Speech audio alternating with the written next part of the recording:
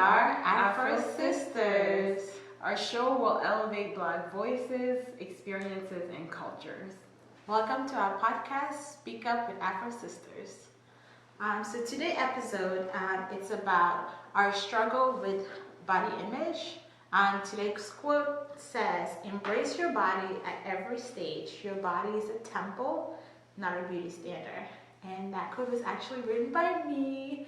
You can follow me on my Instagram page at Shifting Swan's Lens for more quotes like this. But I like this quote because I think it's just about embracing who you are as a whole and not letting society dictate who you are. Mm-hmm. Yes, I love that quote. I think it's important for us to define some of these terms before we continue with the conversation. So body image, it's the perception that a person has, their physical self, and the thoughts and feelings that result from that perception. These feelings can be positive, negative, or both, and are influenced by individual and environmental factors. And then we have body positivity, which we will talk about as well. It refers to the assertion that all people deserve to have a positive body image, regardless of how society and popular culture view ideal shape, size, and appearance. So, when we were, doing research for this episode, we came across a lot of research on Eurocentric standards of beauty, but we really couldn't find anything on Black beauty or African beauty. It was very limited. We literally had to type in African beauty or Black beauty or African American beauty standards, and what we found out is that the more we dig into it, we noticed that in the Black community, the standards are often broken into categories. So it was either talking about skin tone, hair, or popularity for a Black woman. And so, I think for me, it's this is time for us to do our research, to talk about our beauty, because for a long time, the beauty standards has always been kind of like that Eurocentric standard. Yeah. Mm-hmm. So I want to ask, I guess we can go back and forth, kind of ask some questions so we can learn more about, what we think about our body image, our experience, and share with you guys. So at what age did body image become apparent to you? So for me, I think it became apparent in my teens. So I think around 12, 13 is when it really became apparent. I think middle school, definitely. Just noticing my peers, boob were coming out, kind of puberty, boob coming out, getting my period, and noticing my peers bodies changing too. Yeah. And I've always had issue with weight. My weight has always fluctuated. Mm-hmm. And I think in middle school I was chubby, quote unquote, and some classmates would make fun of me. Mm-hmm. So I think that's really when I started paying attention. I was like, oh, the other girls are skinny, the other girls are fit, why am I chubby? And definitely those girls, they were attract boys, and it's also the age where you're starting to know a little bit about yourself, and you're getting attracted to boys and things like that. So I just started to notice that during then. What about you? So for me, I think it started at an earlier age, but it wasn't, the degree was not as extensive as, during my teens after puberty, obviously, I think the shift happened when I was younger, I was very skinny and very sickly. So I don't remember, I remember my mom telling me some of the stuff. Some of the things I remember being aware of about my body, but I had a lot of issues that were apparent, and I'm sure, I know that, some of my siblings who, we grew up together, we lived together, did not have the same problems as me. So I'm sure, I must have been like, what's going on? Like, why I had, my legs were like bow-legged in a way. Like, I had some issues. So, and also I was a curious child too. Not necessarily, I don't think I asked a lot of questions, but I was very observant and, I was curious. So I think some of that curiosity and also some of my experiences at an early age, I would say before the age of 6, because we moved to Senegal when I was 6 and then here when I was 8. There was already some, awareness in terms of my body image, how I look compared to other people. But I think again, when I came here, the shift also happened because I went from being very skinny to starting to gain weight. I wasn't like huge or something, but I did gain weight. And obviously, I would be called, fat, chubby, all these different terms that, we use. And, later on when I turned after puberty. So after puberty, I went from, I would say, I was thicker than I was, or a little bit chubbier, but I still wasn't big. It's really after puberty. It wasn't that I was big, but now I had like shapes. Like I'm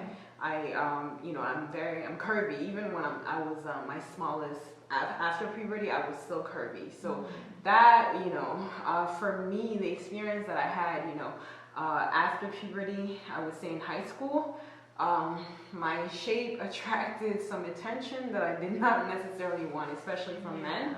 And for most of the time, a lot of men thought that I was older than I was. And, they would come and flirt with me, and it just made me feel uncomfortable. So I would say I struggled with being comfortable with my curves for a while.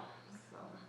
Yeah, that's interesting because before I was 12, I was very much like a tomboy. Like, I loved to play with boys and would play like soccer and things like that outside. And I know, like, so then, like, it was like a group. I was always with the boys. So then I never really noticed my body. And it wasn't until, like, my body started changing and, like, boys would be like, oh, you have boobs now, and things like that. Exactly. And, like, that girl to boy kind of, like, crush thing that goes through. That goes into puberty, and that age started that I really started to notice that. But, I think, like, the fact that our body, like, we have all different shapes.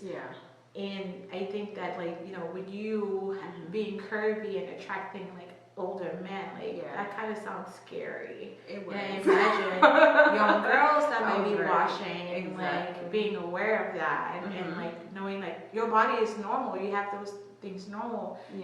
But it shouldn't attract. Exactly. It doesn't give them the right, the permission to, treat you in that way. It reminds me of, that whole culture, which is terrible, where we say, oh, you shouldn't dress like this. Like, someone gets raped and then you say, oh, it's because you wear form-fitted. Like, for example, like, I love wearing form-fitted clothes. Like, it's not that I'm not gonna say, well, it's not my fault. I didn't choose to be curvy. That just happens to be. It's not fair that because I'm curvy, people are gonna either talk to me, whistle at me, all these different things, and then another woman who has a different body shape or is skinnier gets the right to wear that. Like, that's not. I should have the right to wear something I feel comfortable in. It doesn't mean that I'm attracting these, people, these crazy people.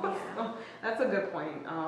So it's actually funny because one of the things while we were doing research, one of the things that we found out is that our body image starts forming between the age of 6 and 8, which is pretty young. I would love to hear what your experiences. You guys can comment, let us know. But that kind of. For me, it makes sense because I share my point of view, but I'm sure for some it might be shocking. So why do you think girls struggle more with body image? So for me, I think it's because a lot of beauty standards are kind of um, thrown at women. So beauty standards, first of all, when people think beauty standards, they think women, they think girls. Yeah. Then when you think about that, most people think about kind of like your body shape or your looks, right? Like they don't think about anything else but that. And I think for the majority of the time when I grew up looking at TV and things like that, I didn't see people that look particularly like me. Like I remember growing up and like one of the shows that we loved to watch was like Rosa and Marina. Yeah. And they didn't look nothing like me. They were Spanish women, like long hair, flowy, curvy. Yeah. And they didn't have my hair texture. They didn't have my skin tone. So I was always like, oh, like those are attractive women, and that's what we saw. Exactly. Growing up, and I think that's what we see. I think things have changed now, where we see more, a little bit more representation. Yeah, more representation of Black beauty. But again, Eurocentric beauty was what was always shown on TV. Yeah. So I think it affects, especially Black girls in the Black community. Like it affects the way you think of yourself, and also I think going back to the shape. I feel like curviness or the hourglass figure is always kind of put out there as being what everybody should be, or that's the beautiful thing. And I am not an hourglass figure. But like I didn't see that. Like, I did see different shape. I always saw like, oh, it's the hourglass figure, or it's thin, or whatever term. Yes. So I think that's why. I think it's just because it's thrown in our face 24/7 through movies and ads. What about you? I think it's, similarly to you, it's really because of what society puts out there. I know that men can struggle with and do struggle with body image as well. Yes, for sure. But I feel like there's more pressure on women to to kind of meet those standards, and I don't know if there are body shapes. I don't know the body shape categories for men. I feel like I'm more have abs or something. Yeah, maybe see. I feel like it's less. Like there's less categories than for a woman. Again, I feel like we just have more pressure. That's beauty.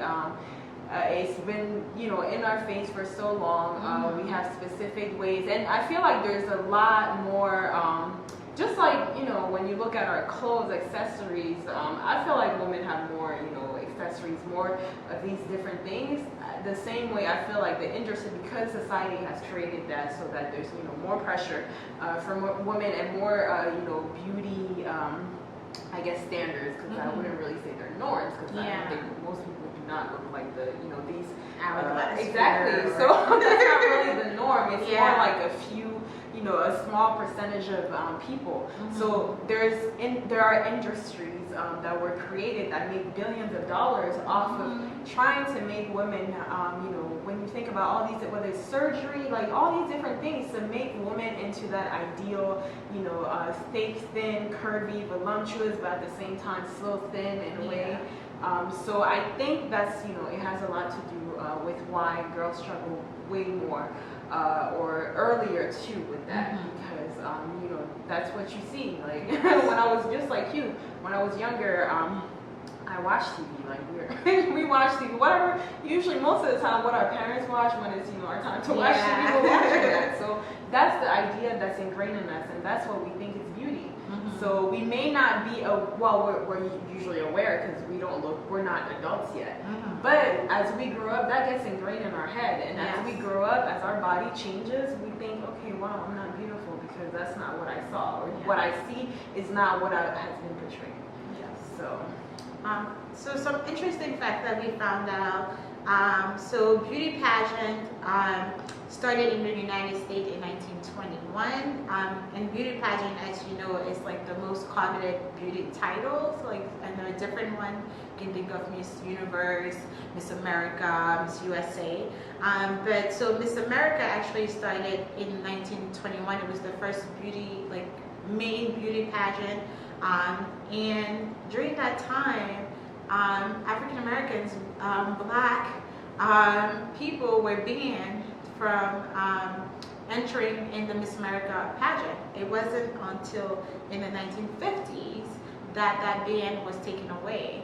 Again, people like us weren't able to be in those beauty contests where you know, are supposed to be like a beauty contest for everyone, but we're not allowed. So again, if you don't see people that look like you, then like how are you supposed to feel beautiful?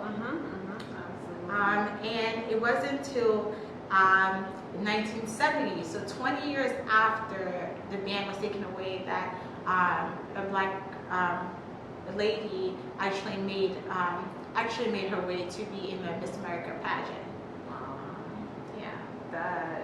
That's just, it doesn't surprise me though when you think about, how exactly our history. But I want to go and just add a small little fact that goes, even before the 1920s and stuff like that. I think going back all the way to maybe a little bit before slavery and then during slavery, I know that, I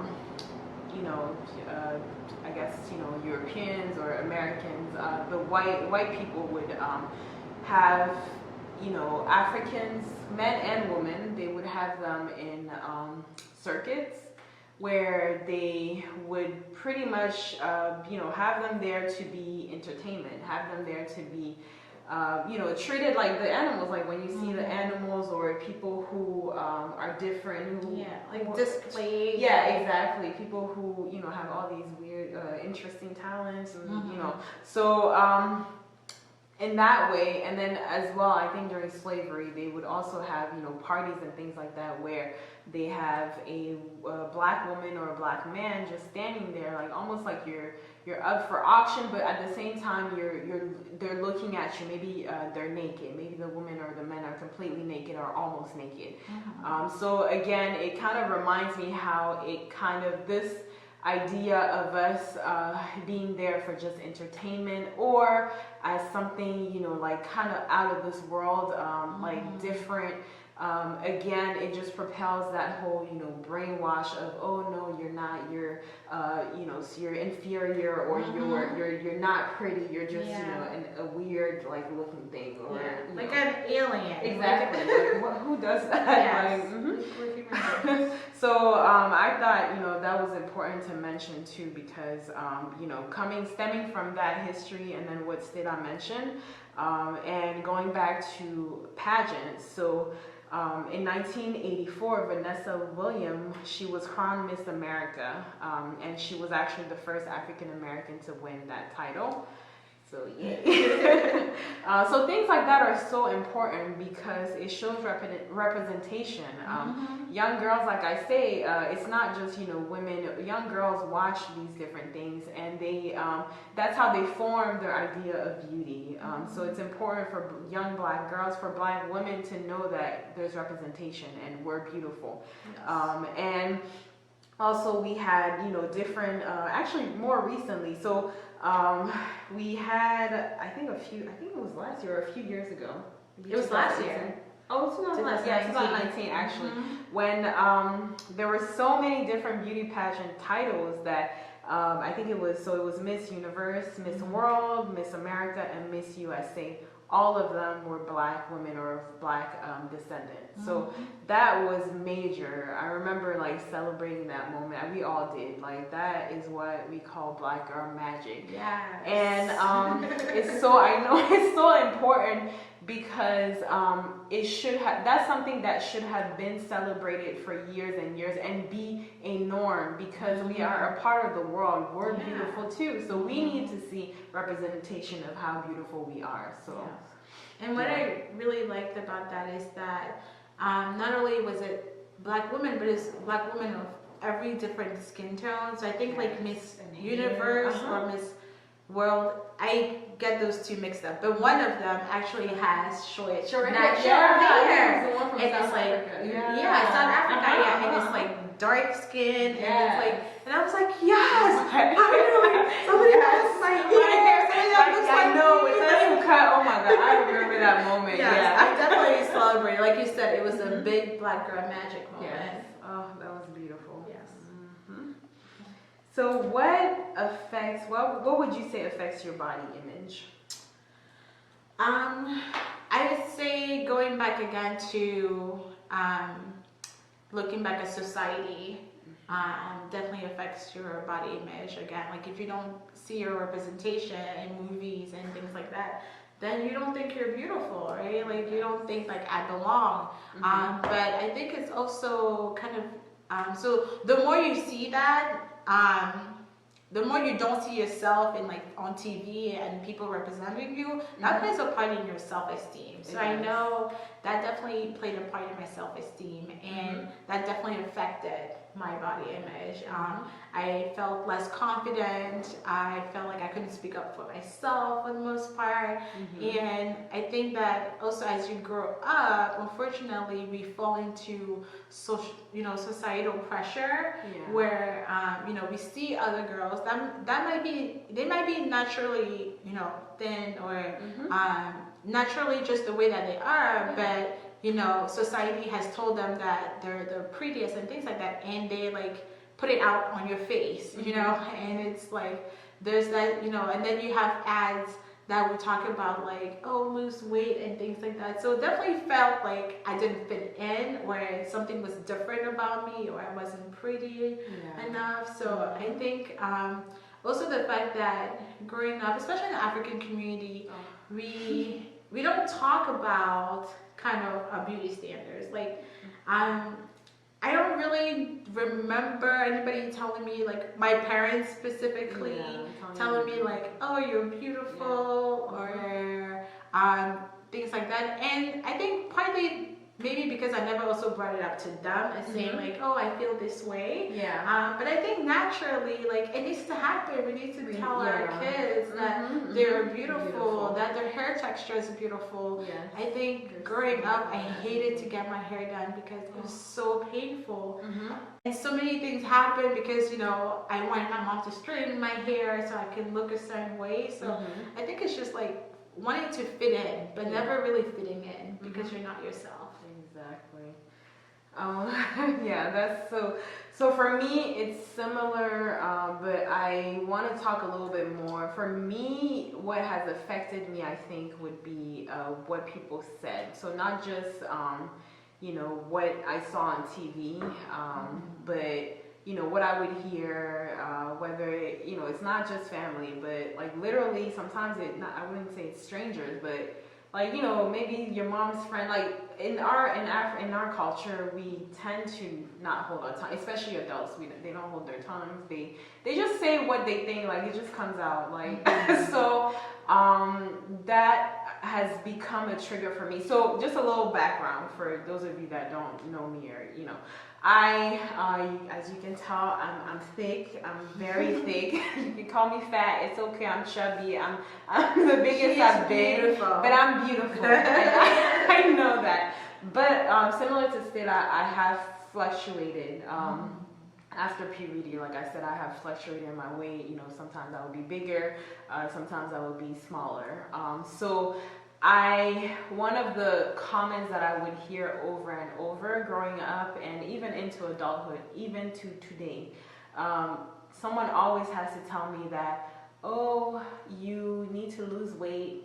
Oh, like always something negative, like, oh, you remind me of this person, like why aren't you like your I don't know, like it's always comparing me either to my sisters, which compare. Exactly, like which in my household too it happened, like I was out of the 3 sisters in our house, I've always been, after puberty, I've always been the bigger one, and again, it doesn't mean like I just have, that's just how I was shaped. And on top of that, like I never knew, I have, cousins and stuff like that who have my shape too, who are, voluptuous.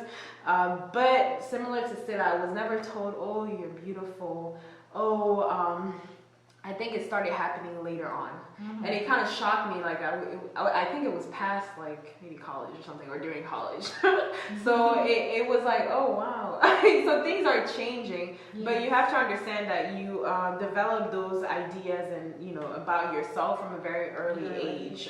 So it has stuck with me. And, you know, it bothers me. That's why today it's a trigger. And I feel like sometimes I'm even over here defending someone who doesn't even need to be defended, or who's fine with them, however, calling it. Like, I'm always like, yo, stop calling her, or stop calling her thick, chubby, whatever. Like, she's beautiful. How about you tell her she's beautiful? How about you tell her she has pretty hair? Like, there's so many different things. So that our language needs to change. It does, because we tend to criticize a lot and focus on the negative.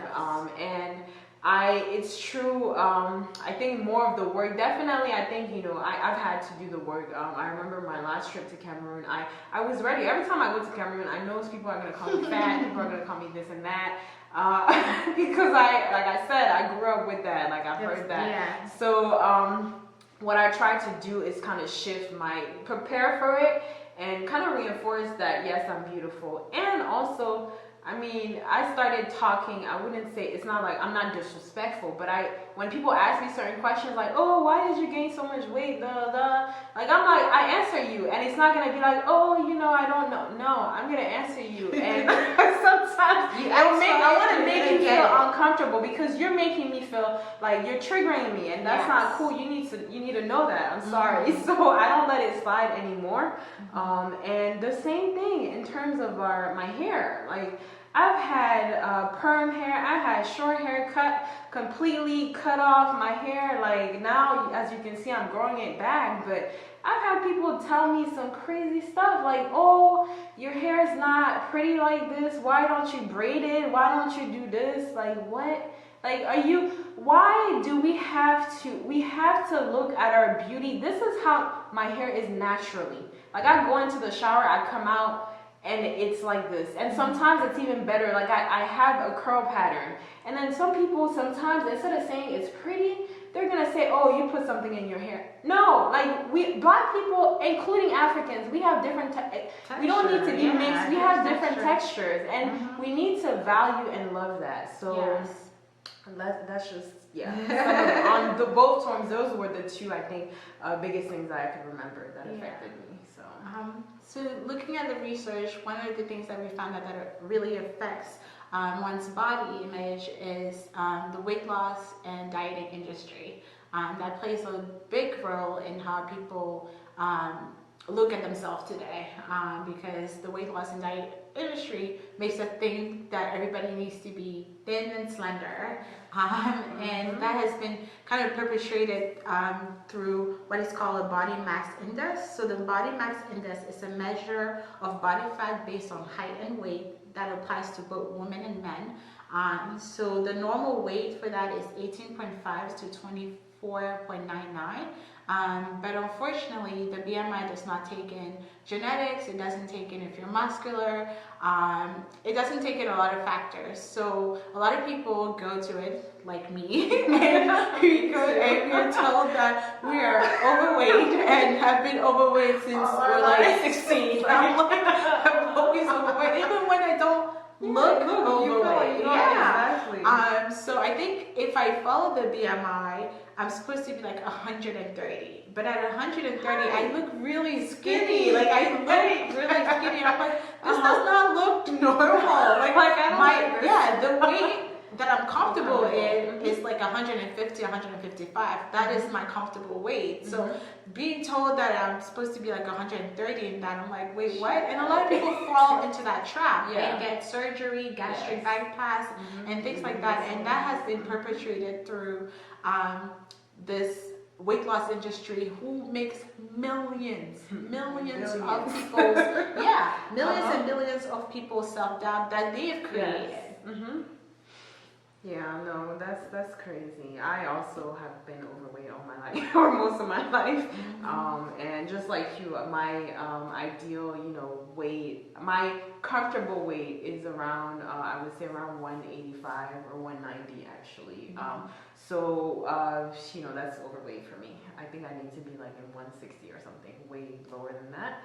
But my doctor has said, just like you just explained, my doctor has said it's fine, and because I work out, I remember like how hard when at my lowest, like I worked out almost every day, and I was still not 100. Like I was like, I love the way I look, so I'm good. Yeah.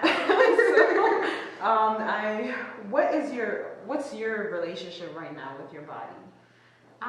So again, I've gone through ups and downs with my weight. I've gone through ups and downs with embracing myself and accepting myself. But at this point in my life right now, I'm just learning to love myself every day, to fully embrace who I am, the way that I look right now. So I think it's been a journey, a very long journey, but I'm getting to the point where I'm like, this is me, and right now I'm at the heaviest I've ever been, but I'm okay with that. And for me, I think I take on to, like, now I think more about, I don't think more about weight that much anymore, but I think about health. There's a lot of health conditions in my family, such as diabetes and like hypertension. So I'm like, I don't want to take that problem. Like, I don't want to have that problem in the long run. So I'm like trying to get healthy, but not trying to look up to some beauty standards. So I think my mind has shifted to not weight loss, not looking pretty for anybody, but just being healthy and embracing myself. What about you? So for me, it's similar. I think I'm at the stage, it's very similar because I'm actually my heaviest too I've ever been. My freshman year of college, I gained almost, I actually don't weigh myself often, so I know I was close to what I am now, but I think I'm the heaviest I've ever seen on the scale, my scale.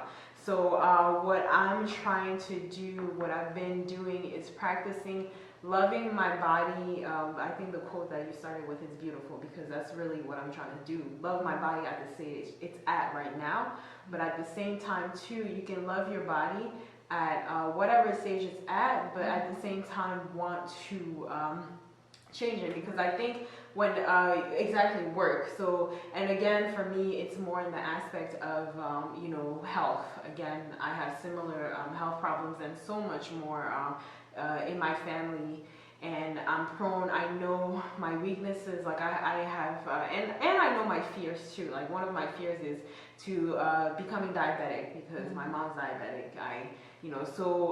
That is, I have the power to change those things. So I'm working on changing those things, but at the same time too, loving my body and not trying to compare myself to where I was, but just knowing, actually, I'm using that to empower me and motivate me, knowing that I am capable. It's not the first time that I've, lost weight, and it was always for the same reason.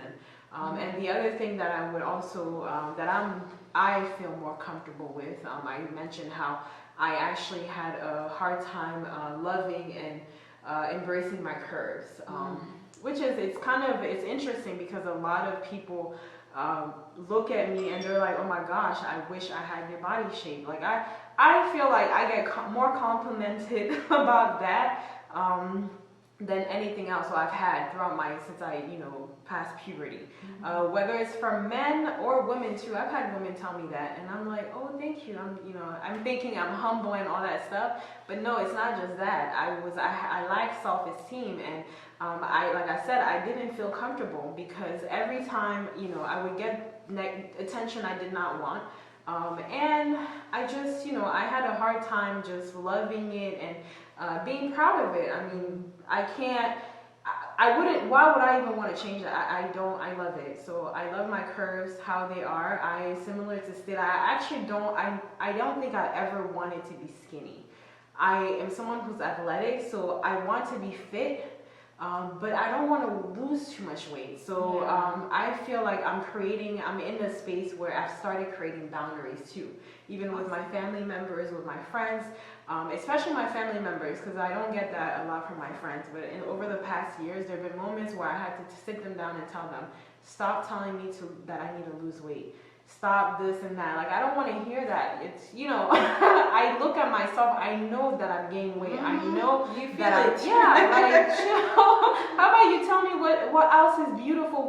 Tell me some positive things. But enough with the, I'm too big and all that stuff. And I take the same approach with people who are not as close to me. Like, no, stop. Like, I'm not going to keep taking that negativity. No, like, we need to change that. So that's what I'm working at for myself, the language that I have, that I tell to myself, but also how people around me in my environment talk about me. I don't want to hear that. So, yeah. So our final question is, how can you improve your body image and help somebody else improve their body image? So I would say, for me, and it could apply to someone as well, but I would start body image. I would ask yourself, are you in control to change what you don't like about your body image or not? Especially when it comes, there's extremes, but I'm not talking about extremes. I'm talking more about your weight and things like that.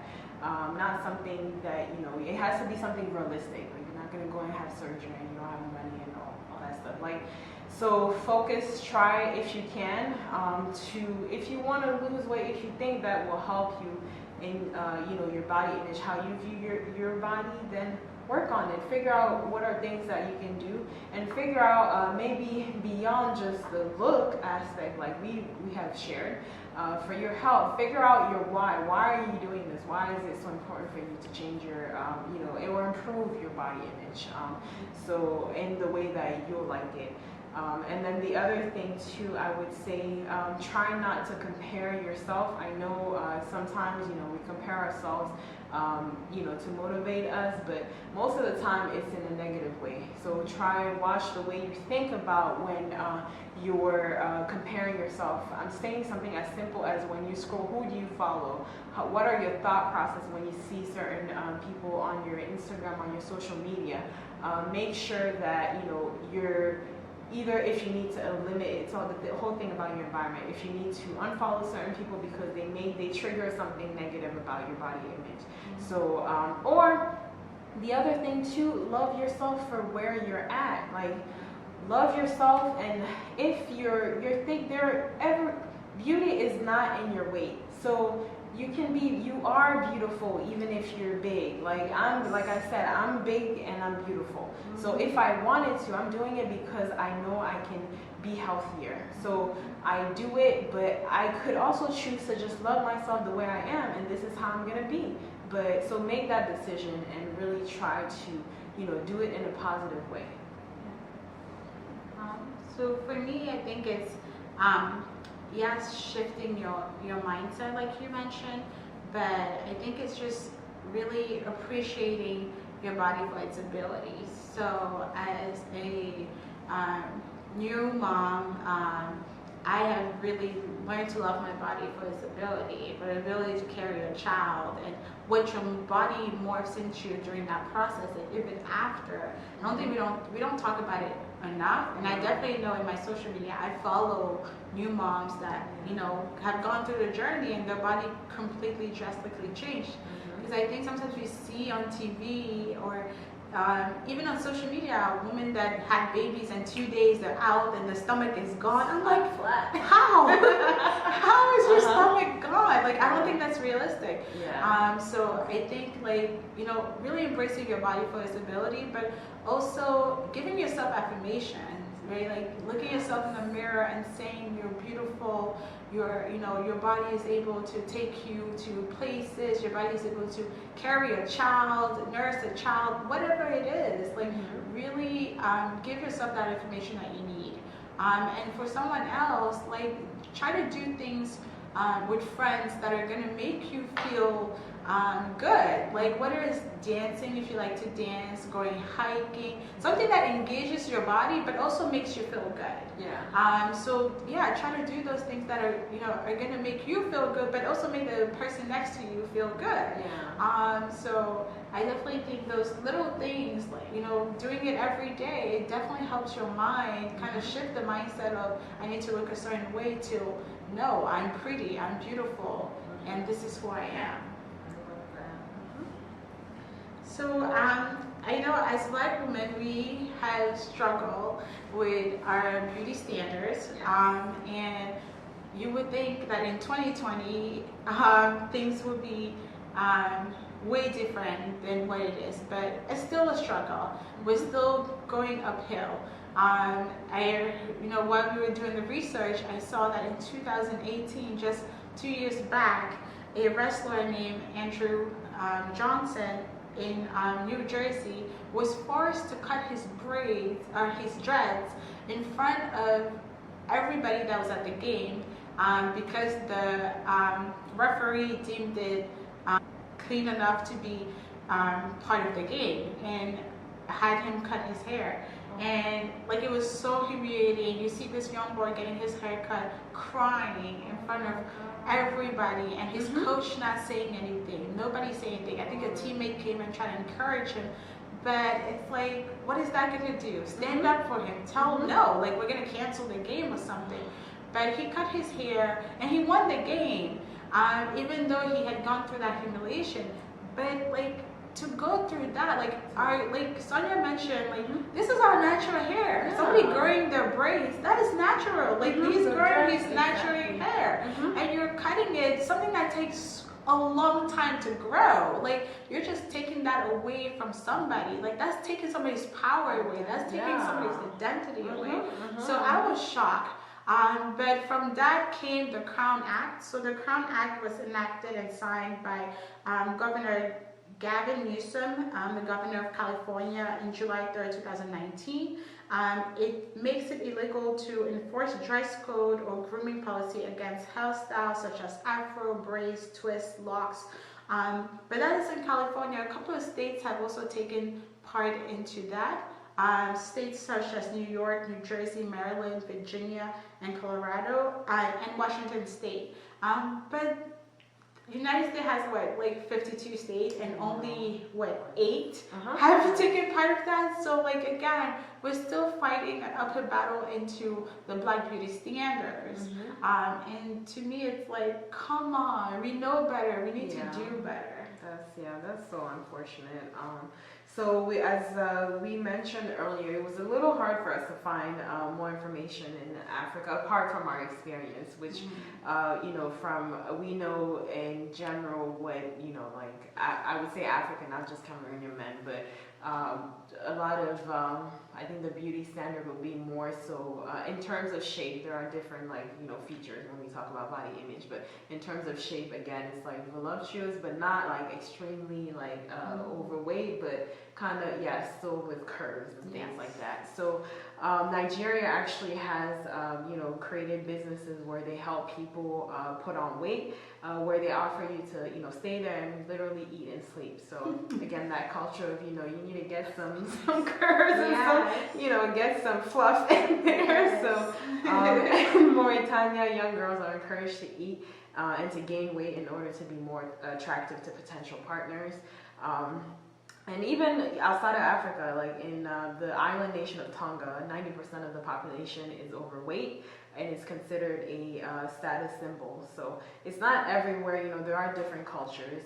And of course you have the other, which we mentioned a little bit of the Eurocentric, trend I feel like thin is still, always regarded as what's in, but on top of that, things have changed in terms of fit, thick, or skinny, thin, thick.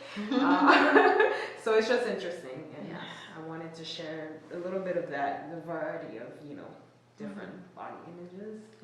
So with body image also comes body positivity. So body positivity has its root in the fat acceptance movement, which was in the 1960s. So fat acceptance was basically focusing on ending the fat shaming culture. that was happening in the 1960s. And then it moved on to, in 1996, it emerged to be the body positive, which was a term created by a psychotherapist and an individual who had been going through treatment of eating disorder, and they founded the bodypositivity.org website, and that has materials that can help somebody focus less on losing weight, but focus less on losing weight and focus more on like the body image. Yeah.